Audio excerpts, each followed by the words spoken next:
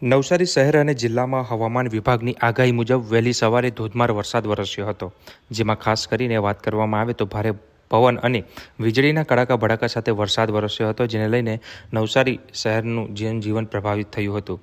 નવસારી શહેરમાં સામાન્ય વરસાદે પણ જનજીવન અસ્તવ્યસ્ત કરી નાખ્યું છે, કારણ કે નવસારીના પ્રકાશ ટોકીઝ પાસે માર્ગ મકાન વિભાગ દ્વારા 110 કરોડ રૂપિયાના ખર્ચે બનાવવામાં આવેલ પૂર્વ પશ્ચિમ વિભાગને જોડતો ઓવરબ્રિજને છેડે પણ પાણી ભરાઈ ગયા હતા, જેને લઈને વાહન ચાલકોને હાલાકીનો સામનો કરવો પડ્યો હતો.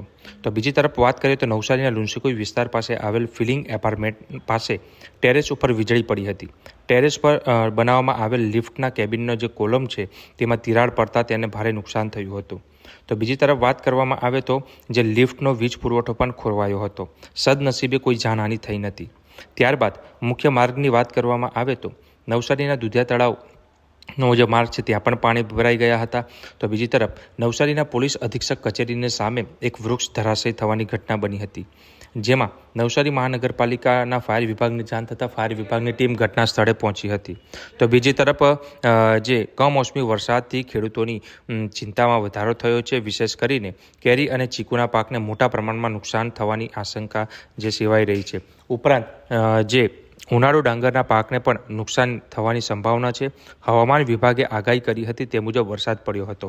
તો આંકડાકીય માહિતી વાત કરીએ તો નવસારીના જે બાગાયત વિભાગ દ્વારા માહિતી મળી હતી કે પ્રથમ જે વરસાદ અને ભારે પવન જે ફૂંકાયો હતો તેમાં જે વરસાદ પડ્યો હતો તેમાં ખેતી વિભાગને ખૂબ નુકસાન થયું હતું, કારણ કે 6200 હેક્ટરમાં પાકને નુકસાન થયું હતું. તેમાંથી 6100 હેક્ટરમાં માત્ર કેરીના પાકને જ નુકસાન થયું હતું.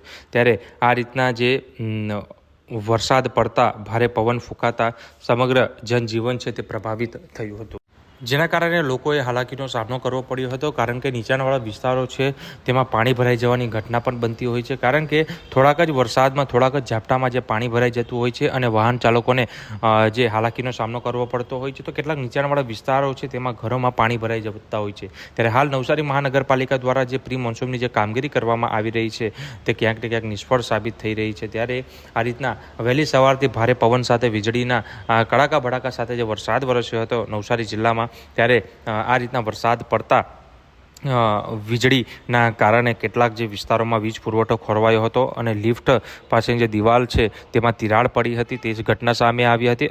અને બીજી જગ્યાએ વાત કરીએ તો લુન્સીકુઈ વિસ્તાર છે અને ગામડાના કેટલાક વિસ્તારો છે ત્યાં ભારે પવનને કારણે જે વૃક્ષ ધરાશયી થવાની ઘટના પણ બની હતી, પરંતુ તાત્કાલિક ફાયર વિભાગ સ્થળ ઉપર પહોંચી જતા વૃક્ષને દૂર કરવાની કામગીરી હાથ ધરી હતી અને ટ્રાફિકને હળવો કર્યો હતો. ત્યારે નવસારી શહેરમાં વહેલી સવારથી વરસાદ વરસ્યો હતો, જેને લઈને આવી પરિસ્થિતિના દ્રશ્યો સામે આવ્યા છે.